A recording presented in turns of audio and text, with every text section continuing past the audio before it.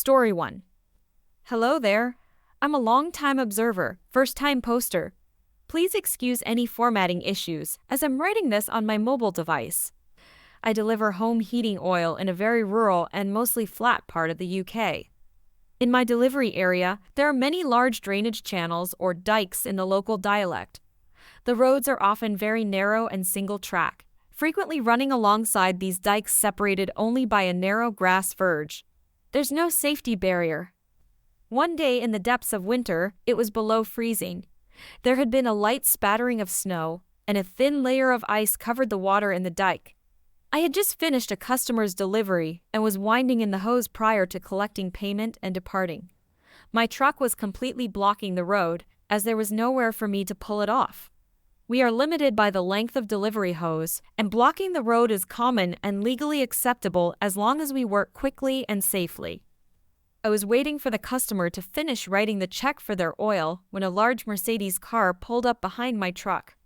The driver immediately started leaning on the horn, shouting, and using strong language, demanding that I move that truck out of the way, now. My usual response when faced with similar behavior is to ignore the person and pretend they don't exist. Being 6'3" and 285 pounds helps keep most people at bay. I disregarded the angry man and finished up with my customer. The customer said to me, "Ignore him, he's well known in the village for being a bit of a jerk." I said goodbye and got into my truck. As I was putting away my paperwork prior to driving off, I happened to glance at the driver's side mirror, the same side of the truck as the dike, and saw the angry man storming up the side of the truck with a tire iron in his hand. Oh no, I immediately hit the central locking button, securing myself in the cab. Next thing I knew, the man had climbed up onto the step, hanging off the mirror arm with one hand and brandishing the tire iron with the other, all while shouting, "Open this door, you four-eyed fool!" I wear spectacles for driving. Oh, the wit of the man. Cue malicious compliance. He told me to open the door, so I did. But as I did, I kicked it open. He lost his grip on the mirror arm and was flung backwards into the dike up to his chest in freezing cold, filthy water. I calmly started my engine and drove off. As I left, I looked in the mirror to see this man floundering around chest deep in the icy water, dressed in a business suit. I called the customer who had witnessed everything, and they happily said that they would give a statement to whoever needed one confirming I acted in self-defense. Then I made a fairly difficult call to my boss and told him what had happened. He said, "I'll await his call with interest, no reprimand, nothing." When I got back to the yard that evening, I asked my boss what had happened, and apparently no call of complaint was made that day or ever. Story 2. Let's go back to 1987. Times were good, jobs were plentiful, and 14-year-old me walked into a job as a bakery assistant. Even the 4:30 am starts didn't put me off. I rolled in every Saturday morning and worked like a trooper. About 2 months in, someone complained about their donut not having enough jam. I wasn't responsible for this, but the lady was having none of it and demanded a new one, full this time, not like the last one. Well, okay then. In the back of the bakery was the donut filling machine. It was like a jam vat with a spike and a pump handle. I took an already filled donut and put 3 more pumps in. It was quite round. Another pump, and it was looking pretty much fit to burst. Back at the counter, the lady was looking impatient, so I hurriedly placed the weaponized donut in a box, gave it to her, apologized, and off she went. The car park was visible from the shop. She made it back there before opening the white box and taking out the sugary goodness she'd asked for. I saw her bite it and recoil in absolute horror as the donut exploded all over her blouse. I laughed heartily. The shop owner found it less funny but realized the irony of it. For a moment, I thought she was going to come in and complain, but she obviously realized she'd gotten exactly what she asked for. She never complained again, but I was also never trusted with the donut filling machine again either. Story 3. This happened about 20 years ago when I was 17 and working in a major UK supermarket in a rather affluent London suburb. This was my first proper weekend job. I used to work in the bakery, and it was the best section to work in a supermarket. My job was to make sure that bread and fresh cakes were well stocked and presented and test the odd donut for quality control purposes. so that we could ensure fresh items were available before we ran out. I also sliced fresh bread and made sure rolls were stocked and tongs were available. One busy Saturday, I was doing a quick inventory count, and when I came to the individual rolls, I saw a middle-aged lady in a large furry coat with luscious red fingernails. I didn't pay much attention to her until I saw her with a crusty roll in her manicured and bejeweled hand. She gave it a squeeze, poked her thumb through the crust, and threw it back in the basket. She did it again, and when she reached in to try a third one, I piped up. "Excuse me, ma'am, would you mind using the tongs provided, please?" She ignored me and grabbed a third roll, breaking the crust. So, a little louder, I said, "Ma'am, please use the tongs provided." She heard me that time and glared at me, saying, "I beg your pardon. Ma'am, please don't grab the rolls. Please use the tongs in the basket." "Are you saying that my hands are dirty?" She then raised her voice while waving her embellished hand at me, wiggling her fingers so they sparkled as they moved. "Are you suggesting that this is filthy?" Well, knowing that folks tend not to wash their hands before using trolleys and baskets, without blinking or thinking, I said, "Yeah, they are. Please use the tongs." The inevitable happened. "I want to speak to your manager at once. You should learn to respect your elders and betters. I'll have your job for this insolence." So, I called for the bakery manager to come down. Bearing in mind this was a busy Saturday, he was in his whites and wanted to know what the problem was. The woman went into a sob story about how she was testing the rolls for freshness, and I was so rude to her, telling her how her hands were filthy. A few crocodile tears here and there, and she claimed she had never been so insulted. In a stern voice, my manager turned to me and said, "Did you say this to her?" Now, I was starting to think I did something wrong and felt a bit nervous. I replied, "Yes, I asked her to use the tongs. She ignored me, so I asked her again." "Okay." My manager turned to the woman and said that he would be back shortly. He needed to do something and get some paperwork. While my manager was out of earshot, the woman crowed, "See what happens when you don't know your place. I said I could have your job for this." My manager did a quick count of the rolls, muttered 224 inches loudly, and went into the back room. He then emerged with an industrial-size black bin liner. He proceeded to empty 8 large baskets of rolls into the bin liner, along with a label for 224 individual granary rolls. He tied up the bag, handed it to her, and said, "Here you are, madam, they're all yours." "I beg your pardon?" "The rolls, madam, they're all yours. You openly admitted to contaminating our stock. You ignored a member of staff when she asked you repeatedly to use the tongs. You've wasted my time, and you are paying for the stock you have damaged. Good day." What am I supposed to do with all of these rolls? I only wanted 2.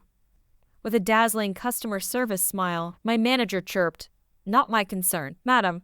Security will escort you to the tills and make sure they are paid for. Enjoy your weekend." He then turned on his heels and went back upstairs to the bakery.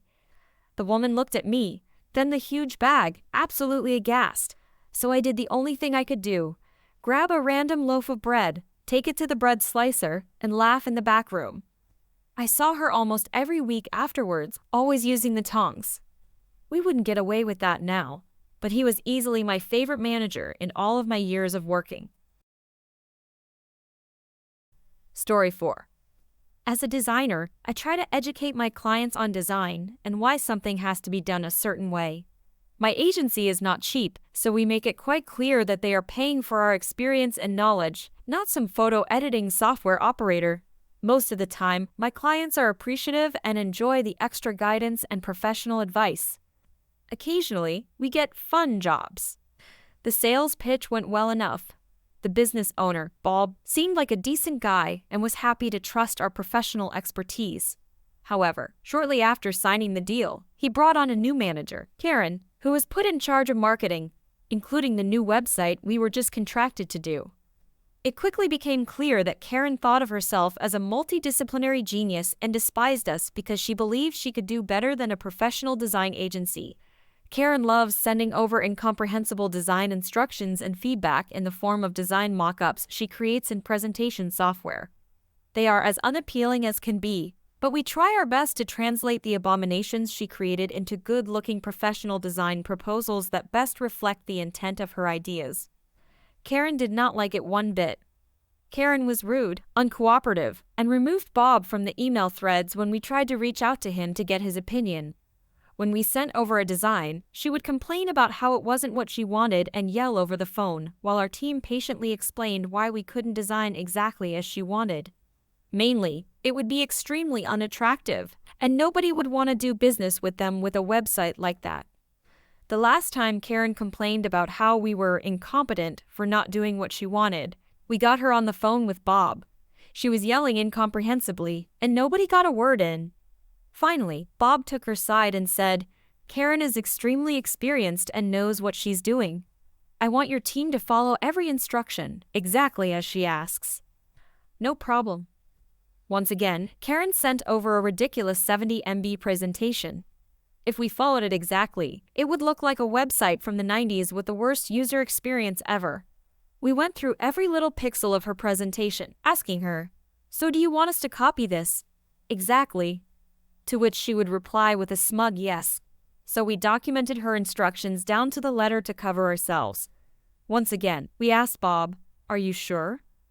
Reply, "Yes, please hurry up and make those changes exactly as she asked." Okie dokie. We copied every ugly font choice, every terrible gradient, every hideous element into the design. We even went the extra mile to export the ugly lopsided shapes she drew as image files, so it would all be exactly as she wanted. Then we sent the design over. "Here is the design. We have done everything exactly as instructed." Karen once again replied, taking Bob out of the loop, "Perfect. Now, it wasn't so hard to do things exactly as I asked, was it?" We waited. Bob exploded, demanding a meeting the very next day to explain why we were delivering such shoddy work. We go to the meeting, and Karen starts demanding that we propose a completely new design. We presented all past designs, the document in which Karen confirmed that she wanted all the changes, the countless emails in which we painstakingly explained to her why her ideas were not good, and finally, the last email in which she praised us. "You see, Bob, after our last call with you, we had followed Karen's instructions to the letter, exactly as she had asked. She seemed very happy with it. I am confused. Why the quick change of heart?" I then pull out the contract and calmly point out the portion which stated the number of design proposals we would create. Karen had used up all of it. I had reminded her that she was limited to a certain number of proposals, but she clearly didn't remember any of it because she didn't bother reading our emails and would keep talking or yelling over us when she spoke on the phone. I looked Bob in the eye and told him he could either pay extra for each additional new proposal Karen wants or choose from the existing designs done. They ask for some time to discuss privately. We break for coffee. Well, Karen is extremely experienced in this field. We will go with the last design since it is exactly as she wanted. Even my intern couldn't hold back his surprise. As we drive back to the office, he asks, "Is Karen in a relationship with Bob or something? Why does she have him under her control like that?" I shrug. It's his business, and we're getting paid anyway, and he clearly doesn't appreciate our design expertise after all. The less time we spend arguing with them, the more time we could use to focus on my appreciative, good clients. We make Bob and Karen sign off on the design and finish up the project quickly. Karen still tries to be difficult, but we stick to the contracted terms, and she couldn't do anything.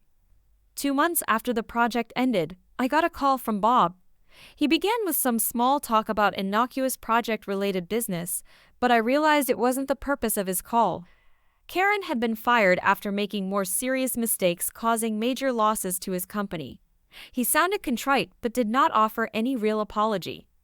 "That's terrible, Bob. I'm so shocked. I thought Karen was extremely experienced and knew what she was doing." Story 5. Every school morning, I get up and get my children sorted for school, as is standard. But on Saturday, I sleep in while my children watch TV. They are old enough to do this unsupervised, and I'm normally awake and reading in bed.